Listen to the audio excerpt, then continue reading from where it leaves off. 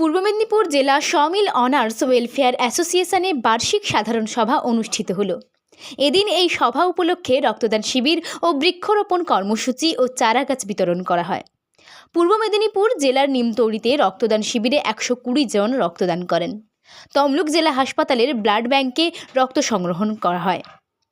এদিনের অনুষ্ঠানে উপস্থিত ছিলেন পূর্ব মেদিনীপুর জেলা পরিষদের সভাধিপতি উত্তম বারিক, সহকারী সভাপতি সুভাষিনী কর, জেলা পরিষদের শিক্ষা কর্মাধ্যক্ষ অপর্ণা ভট্টাচার্য, সংগঠনের জেলা সম্পাদক সুব্রত রায়, সভাপতি রাধা গোবিন্দ বিশাল, কার্যকরী সভাপতি যোগেশ চন্দ্র সামন্ত, গোপাল বেরা, জেলার 2 বন আধিকারিক সহ অন্যান্যরা। এদিনের সভায় কয়েকশো সমিল মালিক ও কর্মচারীরাও হাজির ছিলেন।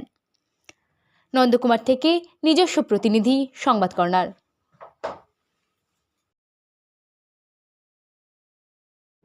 স্থায়ী অফিস ঘর জেলা পরিষদের পক্ষ থেকে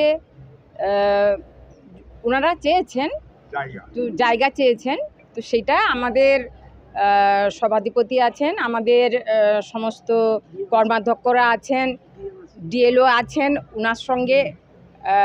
ওনাদের সঙ্গে আলোচনা করে সম্ভব হলে সেটা আমাদের সভাধিপতি বলে দেবেন যে জায়গা দেওয়া যাবে কি যাবে না। আমার তো মনে হয়েছে যে খুব অভিনব একটা সম্মেলন হলো বার্ষিক সভার নামে। এরা 2025-26-এর বার্ষিক সভা করছেন আমাদের জেলা সমিল অনার্স অ্যাসোসিয়েশন। তার সেই সঙ্গে এদের যে ভাবনা যে সমাজ কল্যাণমূলক যে কাজগুলো, সেগুলো অত্যন্ত অভিনন্দনযোগ্য। সেই সঙ্গে এনারা বিভিন্ন টেকনিক্যাল দিক থেকে একটু অসুবিধার মধ্যে আছেন, সেটা অফিসিয়ালভাবে আমার জেলা পরিষদ পাশে থাকবো সেই অঙ্গীকার আমরা করেছি। তবে আজকে আমরা দেখেছিলাম দুটি কারণ। একটা পার্ট ছিল আমাদের রক্তদান শিবির, বটবৃক্ষরোপণের অঙ্গীকার, আর পরবর্তীটা ছিল বিকেলবেলাটা ছিল আমাদের কিন্তু সাধারণ সভা। আমরা কিন্তু একসাথে একজোট হয়ে গেল ব্যাপারটা।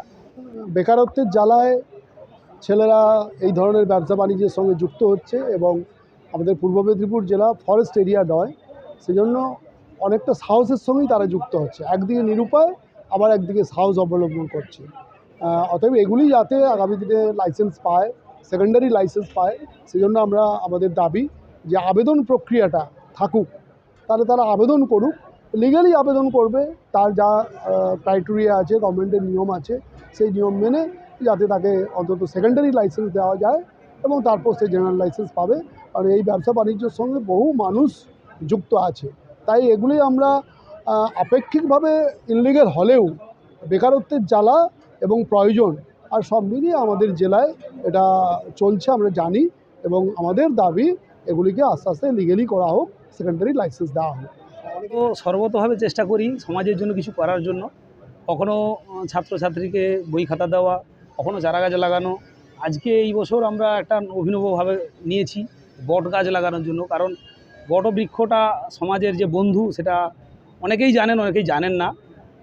যেভাবে পরিবেশ এখন দূষিত হচ্ছে, গাছ লাগানো তো হয় অনেকেই, কিন্তু সব জায়গাতে গাছগুলো ঠিকমতো বাঁচে না বা হয়ে ওঠে না।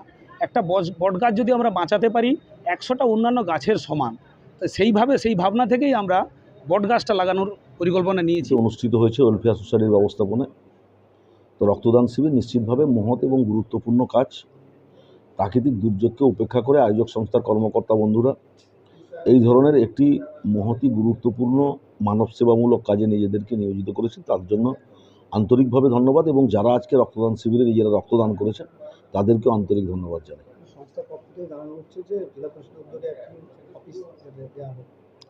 সংস্থার কর্মকর্তারা যদি দরখাস্ত করে আবেদন করে জেলা পরিষদের কাছে, নিশ্চিতভাবে জেলা পরিষদ ভরে দেবে।